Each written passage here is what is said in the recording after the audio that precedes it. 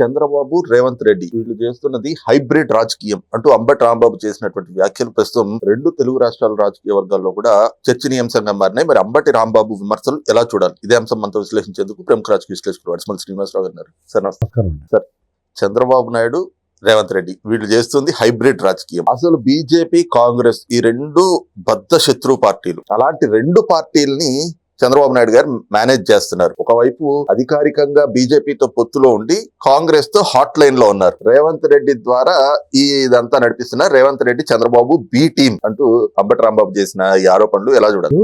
ఈ మాటలు ఎవరన్నా మాట్లాడొచ్చు, కానీ ఏ కమ్యూనిస్టులు వాళ్ళు అలాంటి ఏమన్నా మాట్లాడితే సర్లే లేదా అలా అనిపించి ఉంటుందిలే అనుకుంటాం. రంకు రాజకీయాలకి పెట్టింది పేరైన వైసీపీ పార్టీ అంబటి రాంబాబు, జగన్మోహన్ రెడ్డి గారు మాట్లాడకూడదు కదా. అసలు మామూలుగా వాళ్ళు పార్టీ విధానాలే రొంకు. అంటే రొంకు అంటే ఆడమ్మగ రొంకు అని కాదు, రాజకీయ రొంకు. వీళ్ళు కేంద్రంలో ఉన్న ఎవరితో రొంకుతో ఉన్నారు వీళ్ళు? నేను ఓపెన్ గా చెప్తున్నాను. దాంట్లో వాళ్ళు వద్దని వీళ్ళు చిచ్చు అనగాని కూడా పాగులాడతలేదా? ఇవాళ మనం నిజమా ఒట్టిదా ఇవన్నీ పక్కన పెట్టండి. ఈ ప్రపంచం అంతా ఏమనుకుంటుంది, నేను ఎవడెవడు కాపాడుతున్నాడు కాబట్టి రోడ్డు మీద తిరగలుగుతున్నావు, లేకపోతే నువ్వు ఎంత తిరుగుతావు, నువ్వు ఇలా ఎందుకు వదిలేసి ఉంటారని అంటారు కదా. గుర్తిపోయినా నీ ముఖం చూసి చాలా బాగున్నామని వదిలేయారంటారా? వాళ్ళతో రొంకులో ఉండబట్టే కదా.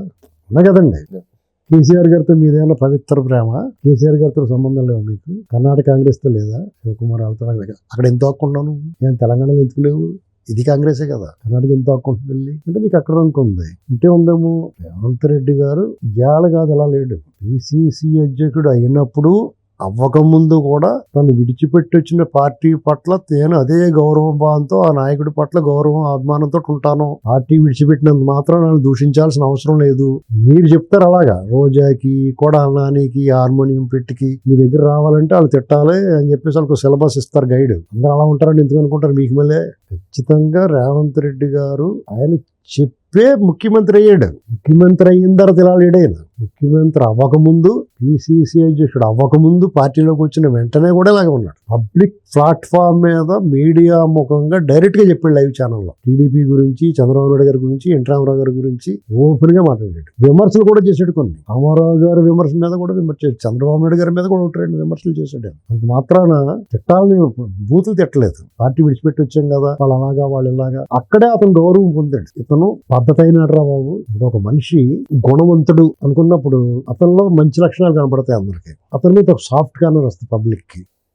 ఇప్పుడు కొడాలని ఉన్నాడు, అతను తిట్టినంతసేపు మీరు ఎంజాయ్ చేశారు, అవతల బాధపడ్డారు. పార్టీ సంకనాకి పోయిన తర్వాత మీరు ఏమన్నారు, వీడి వల్లే ఓడిపోయింది అన్నారు. అవునా కదా? అయినా మీకు సిగ్గాలేదు. ఇంకా వాళ్ళ చేత మాట్లాడుతారంటే మీలో ఒక మార్పు రాదు. ఇవాళ తెలంగాణలో ఆయన విగ్రహం, ఎన్టీ రామారావు గారు విగ్రహం ఆవిష్కరించేశారు. నిజంగానే తెలుగు జాతికి ఎన్టీ రామారావు గారు ఒక ఐకాను. తెలుగోడు ఎక్కడున్నాడు ఏమిటో అనుకున్నప్పుడు నేను తెలుగోళ్ళు రా అని చెప్పుకోవడానికి పనికి వచ్చింది ఎన్టీ రామారావు గారు పార్టీ పెట్టడం. ఆయన ఆత్మగౌరవ నినాదం. తెలుగోళ్ళు అందరూ గర్వంగా ఉన్నారు. నిన్ను నీ గ్యాంగ్ ని మడతలు పెట్టేసిన తెలుగుదేశం పార్టీ అంటే సహజంగానే మీ కోపం ఉంటుంది, కాంగ్రెస్ వాళ్ళు అందరికీ కోపం ఉంటుంది. అయినా సరే కాంగ్రెస్ పార్టీ ముఖ్యమంత్రి అధిష్టానం లేదా, తెలియజేయడా, వాళ్ళు తెలియకుండా జరుగుద్దా వాళ్ళు ఏం మాట్లాడినా? అంటే మీరనేది ఏంటంటే వాళ్ళతోటి చంద్రబాబు నాయుడు గారు ఎవరితో ఉండాల్సిన అవసరం లేదు, ఉండాలనుకుంటే ఎవరితోనే ఉంటాడు. ఆయన కూడా ఎప్పుడు స్టేట్ కి నేను కన్సర్న్ అవుతాను, నాకు వేరే రాజకీయాలు వద్దనుకున్నాను. మీకు మళ్ళీ తెర వెనక భోగవతలు ఉండవు. ఆయన దగ్గర పొత్తులు పెట్టుకుంటే డైరెక్ట్ గా పెట్టుకుంటాడు. మీరు అంటారు కదా సింగిల్ గా రమ్మను, పొత్తులు లేకుండా ఎప్పుడు రాలేదు, వాళ్ళు ఏం పెట్టుకుంటే పొత్తులు డైరెక్ట్ గా పెట్టుకుంటారు. రొంకే వారాలు చేయరాడు వాళ్ళు.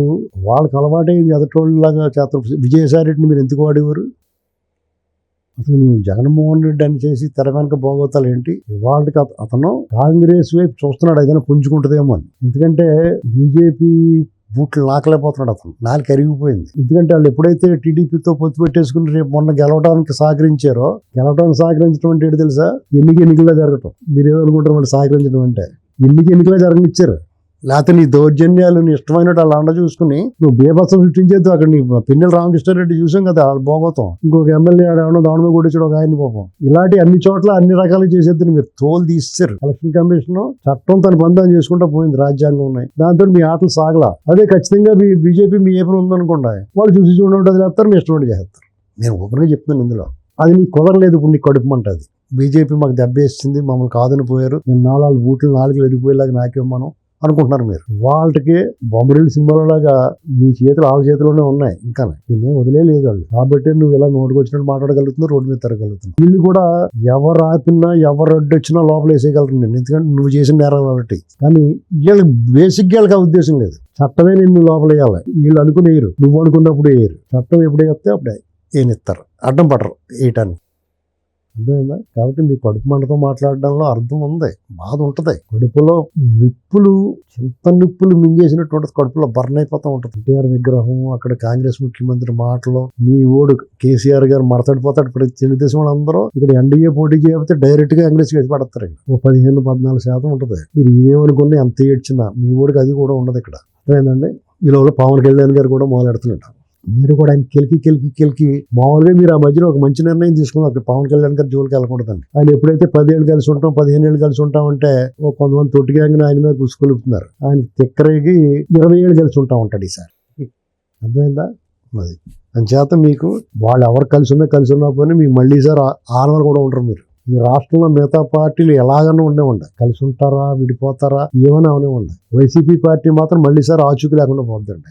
మళ్ళీ ఒక్కసారి పోటీ చేస్తారు అంతే, ఆ తర్వాత మీకు కనపడదు. వీళ్ళందరూ చల్లా చెదిరైపోతారు. ఇటువంటి వాళ్ళందరూ ఇప్పటికే చాలా మంది దారులు వెతికించుకున్నారు. వాళ్ళు కొంచెం ముందు చూపు ఉన్నవాళ్ళు, వీళ్ళు కొంచెం అవివేకులు, ఏదో తప్పనిసరి పరిస్థితి, లేకపోతే ఎవరిని రానివ్వకపోవటం. అక్కడ వాళ్ళు రాజకీయం కూడా చేస్తారు. వాళ్ళు చేసి రాజకీయం ఏంటంటే నువ్వు కోరుకున్నట్టుగా నిన్ను తనట్లేదు, కొట్టట్లేదు, లోపల వేయట్లేదు, అదే రాజకీయం. నువ్వేం కోరుకున్నావు? వాళ్ళు రావటం మా మీద దాడులు చేస్తారో, లోపలే చేస్తారో, మా మీద కేసులు కట్టేస్తారో అనుకుని వీళ్ళు ఇంకా మొదలెట్టక ముందే ఢిల్లీ వెళ్ళిపోయి లబోదీపమన్నావు. పిచ్చోళ్ళ చూసారు నేను ఏం చేస్తున్నారని. నేను ఇక్కడ 2 ఏళ్ళైనా ఏం చేయలేదు. వీళ్ళ కార్యకర్తలు అందరూ కూడా నిజంగా వీళ్ళ కార్యకర్తల కోపం నీ మీద తగ్గకుండా కాపాడుతున్నారు. వాళ్ళు ప్రజల్లోనూ కార్యకర్తల్లోనూ నీ మీద ఉన్న కోపాన్ని సస్టైన్ చేసి ఉండిచ్చారు. అలాగా రగిలిపోతా ఉన్నారు ఎవరి మీద, నీ మీద. అందులో కొంచెం వీళ్ళ మీద కూడా ఉంది కోపం వాళ్ళకి. ఆ కోపం ఎలాంటిదంటే ప్రేమాగ్రహం. నీ మీద మాత్రం కసి మళ్ళా ఇంకోసారి ఓడిస్తారు. నిన్ను ఇంకోసారి ఓడిచ్చేదాకా వాళ్ళు నీ మీద కోపాన్ని తగ్గినవాళ్ళు. ఇది రాజకీయం అంటే. ఇలాగ తింగరమోహం వేసుకుని అరెస్టులు, ఈడ్చుకొట్టేయడాలు, కేసు లేకుండా, ఎఫ్ఐఆర్ లేకుండా అరెస్ట్ చేయటం, వాళ్ళని మేనేజ్ చేసి బెయిల్ రాకుండా చూడటం కాదు అసలు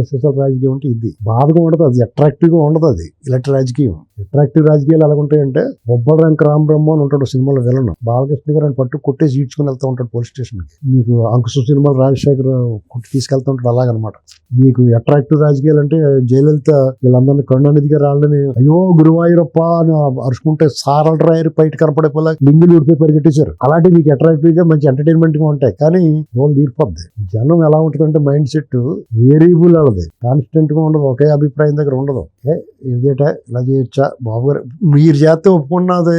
నువ్వు లెక్కర్లో నకిలీ మద్యం చేసి నువ్వు దొబ్బేసావు అనుకో, అది దొంగోడి అలాగే చేస్తాడంటారు. బాబు గారు చేస్తే ఒప్పుకోరు. చూడండి ఆయన చాలా పద్ధతిగా. అప్పుడు వీళ్ళు ఎంత ఉదారంగా ఉంటున్నారంటే, ఈ అధికారులు అది మనం వేధించకూడదు అనుకుంటున్నారు. నీకు సపోర్ట్ చేసి నీ బూట్లు నాకి నీతో పాటు అరాచకాలు చేసిన వాళ్ళని, మితిమీరిన వాళ్ళు కొంతమంది పక్కన పెట్టగలిగిన మిగతా వాళ్ళు చేత పని చేయించుకుంటున్నారు. వీళ్ళు 23 జిల్లా కలెక్టర్లు వేసుకోవాలా ఎన్జిటి విషయంలో. అయినా సరే వాళ్ళందరి చేత పని చేయించుకుంటున్నారు. వాళ్ళ పరివర్తన పశ్చాత్తాపం వాళ్ళు కన్ఫెషన్ చెప్పుకుంటారు దగ్గరికి పోయి. అదే నువ్వేం చేసావు? ప్రసాదించావు, కసిపించావు అందరిలో. వీళ్ళు ఆ పని చేయరా, కసిపించి పని చేయకపోబట్టి మీకు ఏమో చేయాలి ఊసిపోక మీ వాళ్ళు మీరే వెళితే విగ్రహాలు తల తీసేసుకుంటారు. అదేంటండి ఇక్కడ అంబటి రాంబాబు, నువ్వు ఆల్రెడీ ఒకసారి త్యాగం ఎడదీసినట్టు ఎడదీశారు కాబట్టి మళ్ళీ ఎడదీస్తారు లేదంటే ఇష్టం మాట్లాడుతున్నావు. నువ్వు ఒక్కసారి ఎవరి దాకా ఎందుకు, మీ కేడర్ దాకా ఎందుకు, లేళ్లప్పిరెడ్డిని వేణుగోపాల్ రెడ్డిని మాట్లాడమని చాలు నీ సపోర్ట్ గా నీ పక్కనే. మీ కేడర్ అంతా రావకలేదు. వాళ్ళిద్దరిని నీతో పాటు మాట్లాడమని నువ్వు మాట్లాడినట్టు వాళ్ళు మాట్లాడరు. ఎందుకంటే వాళ్ళకి తెలుసు మళ్ళీ మనం రాబోట్లేదు, ఏడు ముఖం చూసి ఎవడు ఓటేయడు, వాళ్ళకి అర్థమైపోయింది. నీకే అర్థం అవ్వలేదు. ఇంకా కొంచెం